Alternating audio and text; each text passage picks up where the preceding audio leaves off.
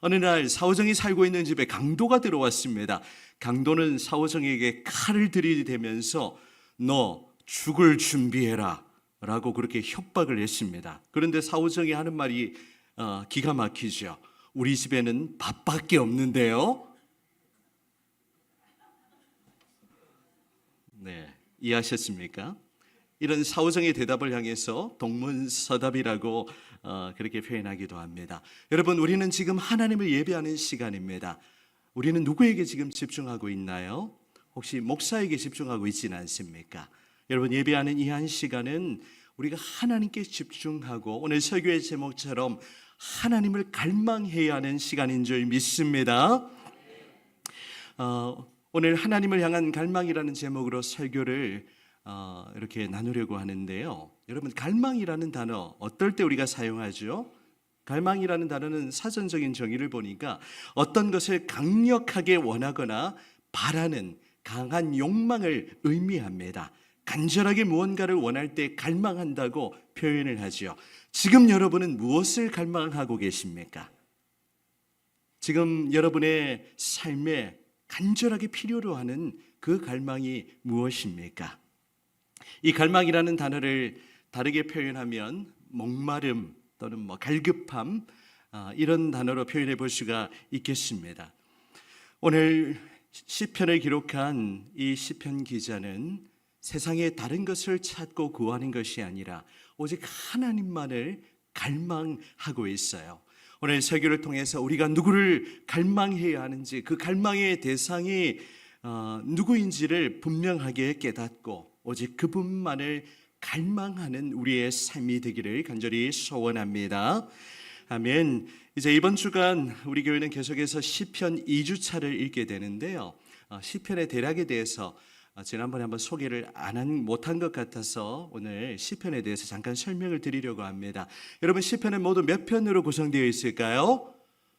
네, 150편. 굉장히 많습니다.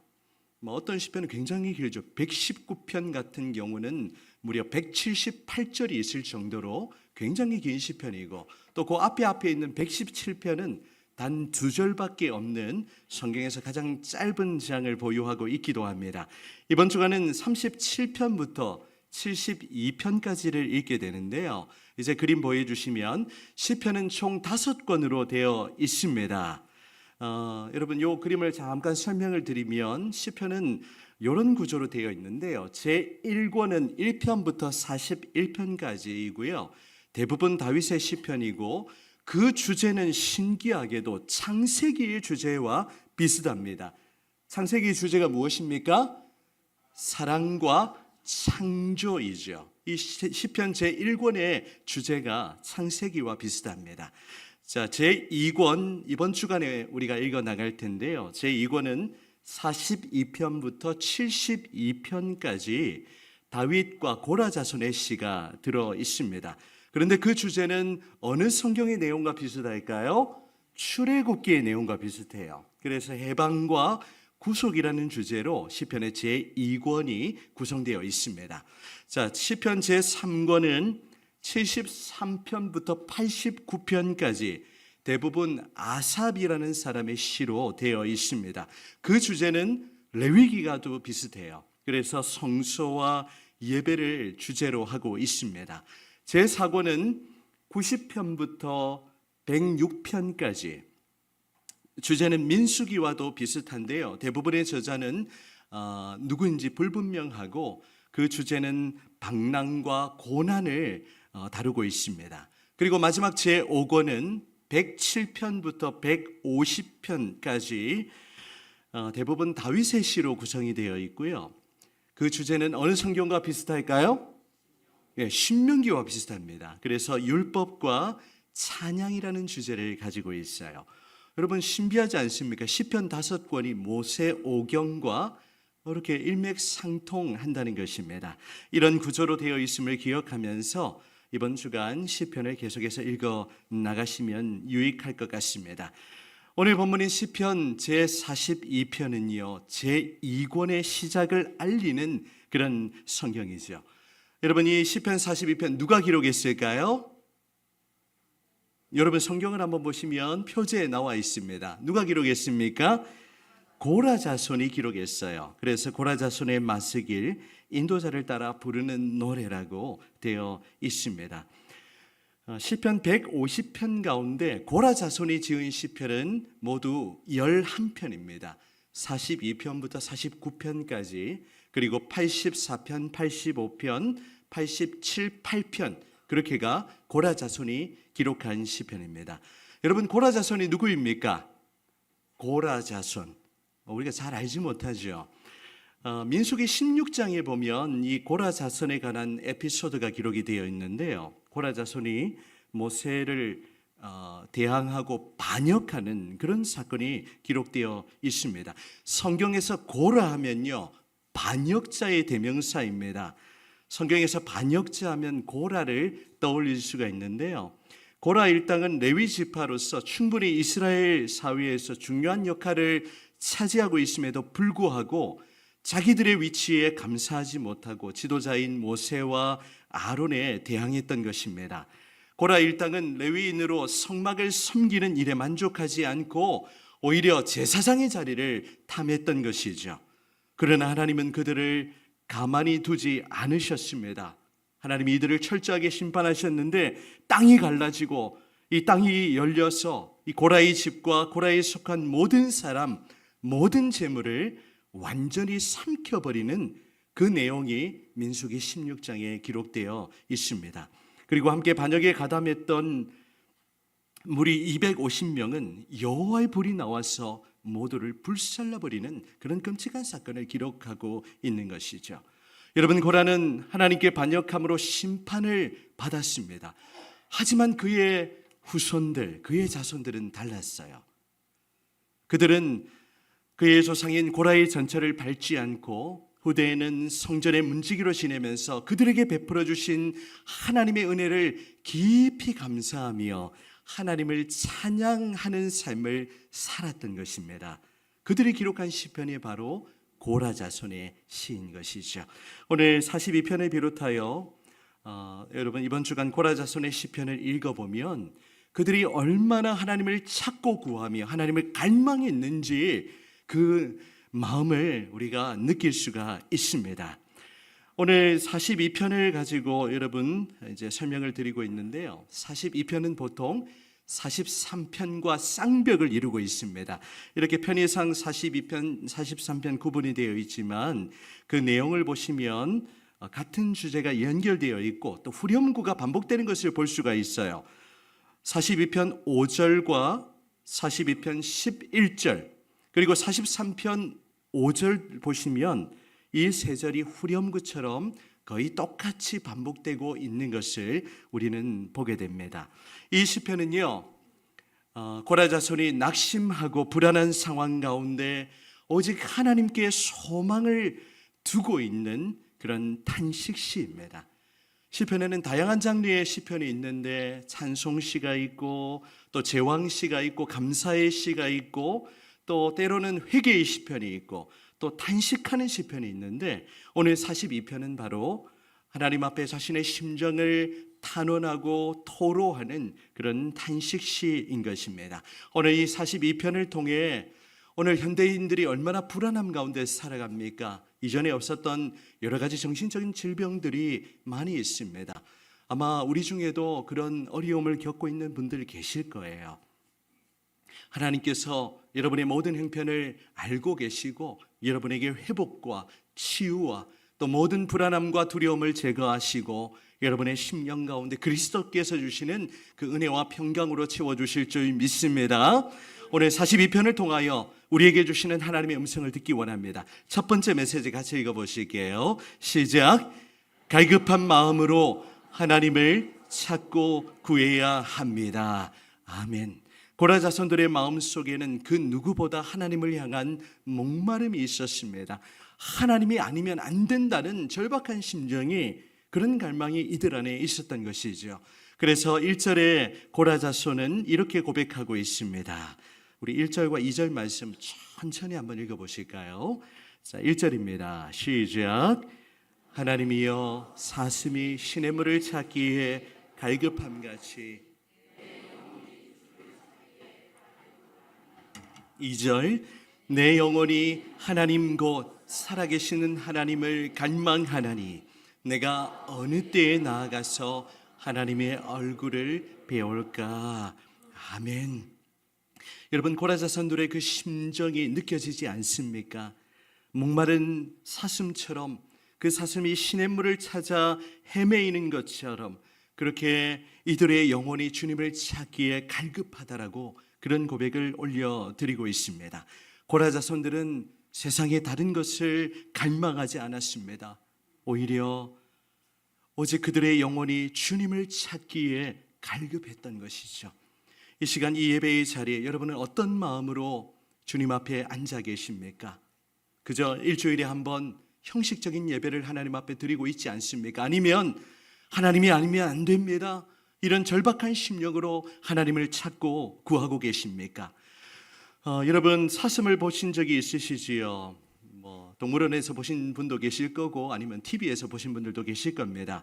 그런데 이 사슴은요, 한번 목이 마르기 시작하면 그 목마름을 주체할 수 없다고 합니다. 사진을 보여주시면 그 목마름에 헐떡인다고 해요. 그래서 사냥꾼이 총을 들고 있어도 아랑곳하지 않고 그 물을 찾아서 그렇게 달려간다고 합니다. 총에 맞아 죽더라도 물을 마셔야 한다는 그런 절박함이 이 사슴에게 있다고 합니다. 여러분, 우리가 이런 목마른 사슴과 같은 갈급함을 가지고 하나님을 찾고 구하기 원합니다. 오늘 이 시대는 부족함이 없는 시대이죠. 하나님이 없어도 아무런 문제가 없어 보여요. 세상 사람들, 여러분 주변의 분들 보세요. 얼마나 잘 먹고 잘 사는 그런 시대를 살아가고 있습니까? 또 우리 이 자리에 계신 우리 어른들은 우리 한국 사회가 얼마나 보릿고개를 지나면서 어려움을 겪고 왔는지 피부로 다 그렇게 느끼고 계실 겁니다. 하지만 오늘 이 시대는요, 우리의 자녀들, 손들 보면요, 차고 넘치죠. 먹을 것, 입을 것, 부족함이 없는 그런 시대를 살아가고 있습니다. 사람이 부족함이 없으니까요, 마음에 하나님을 향한 그런 절박함이 사라지는 것 같아요. 우리의 모습은 어떻습니까? 하나님 없어도 되지 않습니까? 하나님 없어도 얼마든지 내 힘으로 잘 살아갈 수 있지 않습니까? 우리 이 자리에 청년들 앉아 있는데 우리 청년들 어떠세요? 부족함이 없어요. 먹고 살고 지내는데 아무런 어려움이 없어 보입니다. 여러분, 어떤 사람이 산을 오르다가 그만 실족하여 절벽 아래로 굴러떨어지고 말했습니다. 다행히 구사일생으로 중간에 걸쳐있는 그 나뭇가지를 움켜 쥐었습니다. 그리고 그 나무에 대롱대롱 매달린 채 절벽 위를 향해서 크게 소리를 질렀습니다. 사람 살려! 거기 위에 누구 없습니까? 라고 외쳤습니다. 그런데 위에서 엄숙한 소리가 들려왔습니다. 이런 음성이 들려왔어요. 아들아, 염려하지 마라. 내가 여기에 있노라. 이 사람은 더더욱 소리를 질렀습니다. 당신은 누구이십니까? 제발 나를 살려주십시오. 그러자 나는 하나님이라는 그런 음성이 들려왔습니다. 이 사람은 다급하게 자신의 구원을 요청하면서 하나님, 저를 구원해 주신다면 당신을 위해서 제 목숨을 바치겠습니다 라고 그렇게 이야기를 했습니다. 다시 위에서 목소리가 들려왔습니다. 좋다. 그러면 내가 시키는 대로 해라. 그 나무에서 손을 놓아라. 이 사람이 그 말을 듣고 어떻게 했을까요? 손을 놓았을까요? 아니, 무슨 말씀이십니까? 이거 놓으면 저는 떨어져서 죽습니다. 또 하나님이 대답하십니다. 아니다. 걱정 말아라. 내가 지켜줄 테니 그 나뭇가지를 놓아라. 이 사람은 잠시 생각하다가 크게 고함을 쳤습니다. 거기 위에 하나님 말고 다른 분 안 계세요? 여러분, 하나님이 없어도 된다라는 그런 마음이 은연중에 우리 안에 있지 않는지 오늘 우리의 모습을 말씀의 거울에 비추어 보기를 원합니다. 여러분, 하나님이 아니면 우리 인생은 살아갈 수 없습니다. 우리 지난 주간에 우리 권사님 한 분이 수요일 아침에 병원 가시는 길에 쓰러져서 의식을 잃고 응급실로 가는 그런 긴급한 상황이 벌어졌어요. 절박한 상황이죠. 우리 자녀님을 비롯하여 온 가족이 하나님 앞에 간절하게 그렇게 매달렸습니다. 하나님이 이런 기회를 통해서 이 가족이 오히려 하나님만을 바라보고 하나님께 매달릴 수 있는 그런 기회로 삼아주신 것 같아요. 교회도 마찬가지이죠. 하나님께서 이제 수련회를 지나고 이제 무언가 좀 큰 일이 지나갔는데 하나님이 오히려 교회로 하여금 기도하도록 그렇게 이끄시는 그런 은혜의 시간이었다고 생각합니다. 좀 이따 교회 소식 시간에 나누겠지만 우리 권사님 처음에 수요일 아침에 병원에 갔을 때는 회복될 확률이 40에서 50%밖에 되지 않는다고 그렇게 의사들이 이야기했어요. 의사는 항상 최악의 경우를 이야기하니까요. 여러분, 그런데 교회가 간절히 기도하고 또 우리 가족들이 간절히 기도했을 때 하나님이 기적적인 회복을 허락해 주셨습니다. 어제 그 소식 안 전했는데요. 어제 이제 원래 중환자실에 아직도 계신데 면회가 안 되는 상황이었는데 우리 따님들이 또 우리 직원들 섬긴다고 음료를 전해주는 가운데 면회를 하시게 되었는데 이제 목에 끼우고 있던 그 삽관을 제거하고 권사님이 말을 너무 잘하신다는 거예요. 할렐루야. 우리 장로님이 기뻐가지고 저한테 전화가 오셨어요. 얼마나 기쁜 소식입니까? 하나님이 우리 가족들과 교회의 간절한 기도를 들으시고 응답해 주시는 줄 믿습니다. 여러분, 우리 교회가 더 하나님을 갈망하기를 원합니다. 목마른 사슴처럼 하나님을 간절함으로 찾고 구하기 원합니다. 특별히 예배하는 이 한 시간 우리가 하나님이 아니면 안 됩니다. 하나님의 말씀을, 하나님의 음성을 나에게 들려주십시오. 주의 음성이 아니고서는 내가 단 하루도 살아갈 수 없습니다. 이런 간절한 마음, 그런 절박한 마음, 이런 하나님을 향한 목마름이 우리 가운데 있기를 원합니다. 잠언 8장 17절에는 이렇게 말씀하고 있어요. 나를 사랑하는 자들이 나의 사랑을 입으며 나를 간절히 찾는 자가 나를 만날 것이니라. 이 구절이 말하는 나는 지혜를 의미합니다. 하지만 이 구절의 잠언의 화자인 나는 바로 참된 지혜의 근원 대신 예수 그리스도를 의미하는 것이죠.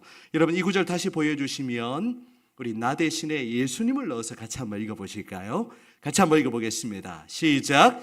예수님을 사랑하는 자들이 예수님의 사랑을 입으며 예수님을 간절히 찾는 자가 예수님을 만날 것이니라. 아멘. 여러분, 예수님을 사랑하는 자들이 예수님의 사랑을 입고 또 예수님을 간절히 찾는 자가 예수님을 만나게 될 줄 믿습니다. 더욱 주의 교회가 하나님을 간절히 찾고 구하고 또 예수님을 간절히 찾음으로 그분을 더욱 깊이 만나는 은혜가 주의 교회 가운데 충만하기를 간절히 소원합니다. 두 번째 메시지입니다. 같이 읽어보실까요? 시작.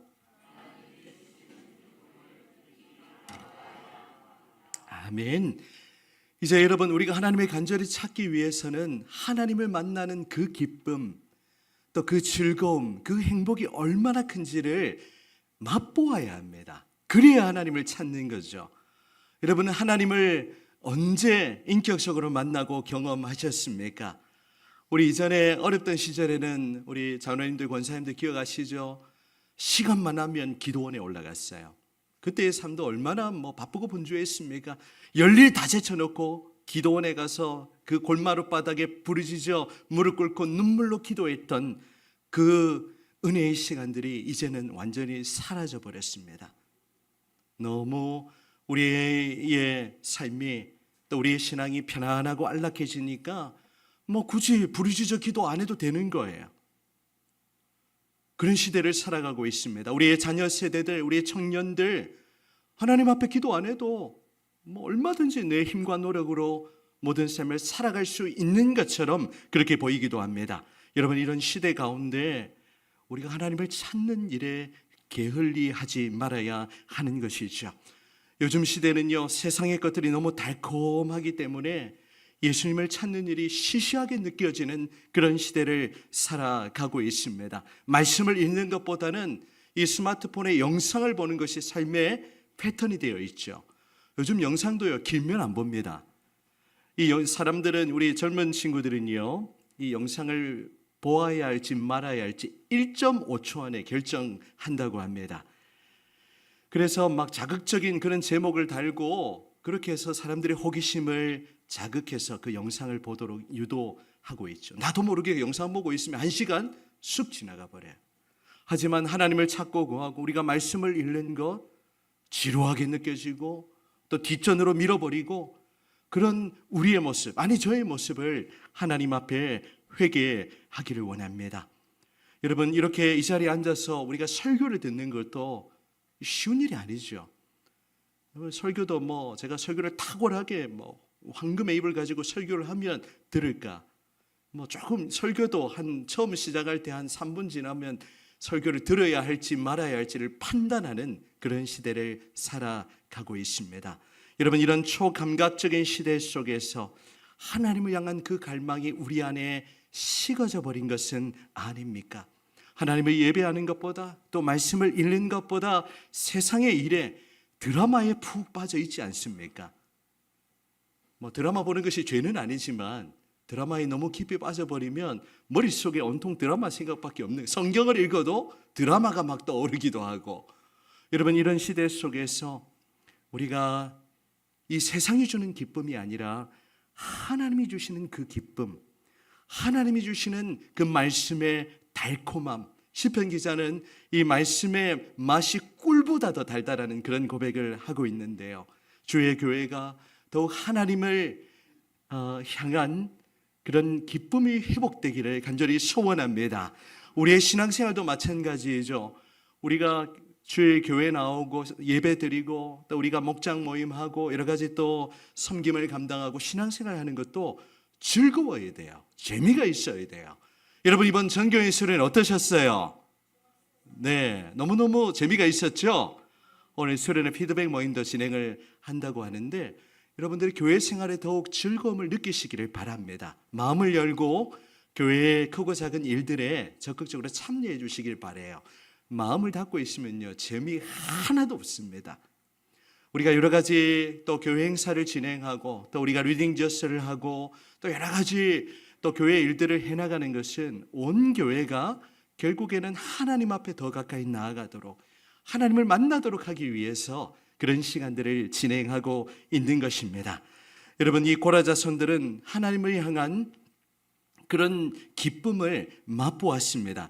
지금은 비록 비탄과 탄식 가운데 눈물이 앞을 가리고 하나님 앞에 이런 탄식의 시를 기록하고 있지만 이미 그들은 하나님이 주시는 참된 기쁨을 맛보았던 것입니다. 여러분, 4절을 보시면 이전을 추억하고 있는 내용인데요. 내가 전에 성의를 지키는 무리와 동행하여 기쁨과 감사의 소리를 내며 그들을 하나님의 집으로 인도하였더니 라는 고백을 하고 있습니다. 이 고라 자손들은 하나님을 예배하는 그 기쁨이 무엇인지를 맛보고 깨달아 알았던 거예요. 또한 우리 짝을 이루는 43편 4절에도 보시면 이렇게 기록하고 있습니다. 그런즉 내가 하나님의 제단에 나아가 나의 큰 기쁨이 하나님께 이르리이다. 하나님이여, 나의 하나님이여, 내가 수금으로 주를 찬양하리이다. 아멘. 여러분, 이 고라 자손들은 세상이 줄 수 없는 하나님이 주시는 그 기쁨을 맛보았어요. 예배 가운데 하나님의 임재를 깊이 경험하고 그분을 찬양하는 그 즐거움을 깨달았던 것입니다. 여러분에게는 그런 기쁨이 있습니까? 여러분, 우리가 하나님을 예배하는 기쁨이 주의 교회 가운데 충만하기를 원합니다. 이 예배하는 이 한 시간 우리가 하나님을 간절하게 찾고 구하며 하나님께 우리의 모든 포커스를 고정하고 우리가 하나님을 갈망하며 그 하나님의 임재를 깊이 체험하는 그런 주의 교회가 되기를 소원합니다.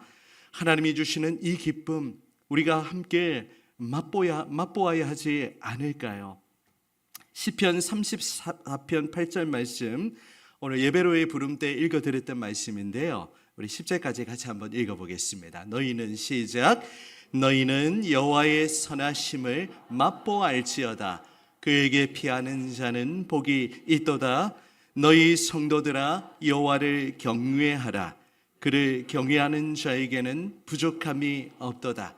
젊은 사자는 궁핍하여 줄일지라도 여호와를 찾는 자는 모든 좋은 것에 부족함이 없으리로다.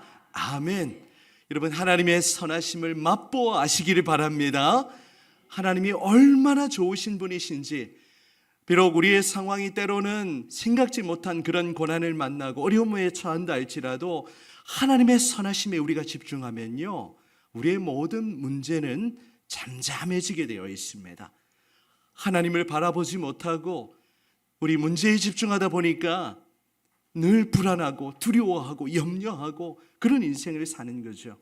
오늘 이 자리에 함께한 우리 주의 백성들, 하나님의 그 선하심을 맛보아시고 그분을 경외하는 자에게는 부족함이 없다라는 것을 기억하면서 하나님으로 인하여 우리의 심령이 가득 차고 하나님이 주시는 그 기쁨과 또 즐거움으로 우리의 모든 삶을 감당하는 은혜가 있기를 주의 이름으로 축복합니다.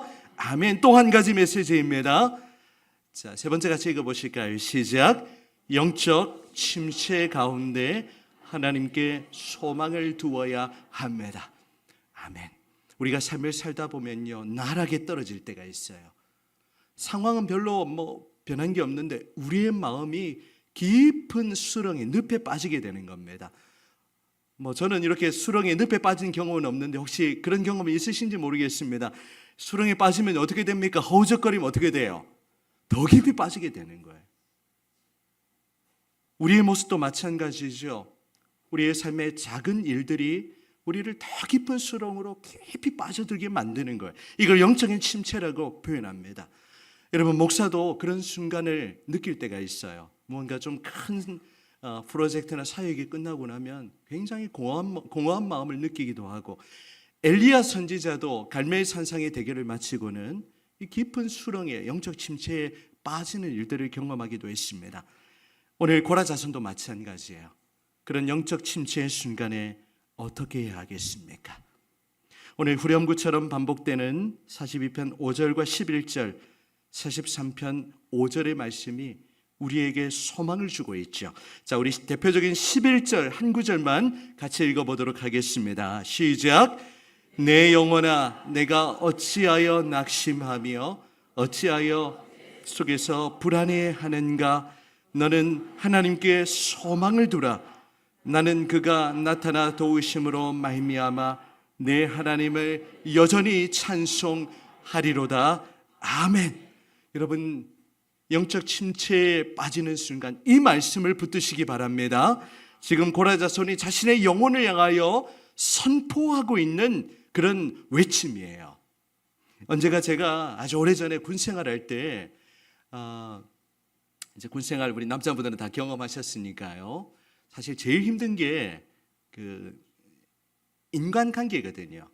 지금도 마찬가지겠지만 우리 후임 한 사람이 이 고참이 너무너무 갈구는데 정말 자살 충동이 느껴질 정도로 그렇게 너무너무 힘든 그런 영적 침체에 빠져 있는 겁니다. 그런데 그때 하나님께서 이 시편 42편의 말씀을 그 친구에게 권면해 주라는 그런 마음을 주셨어요. 그래서 이 시편을 읽어주면서 이 11절의 말씀으로 그렇게 선포해 주었습니다.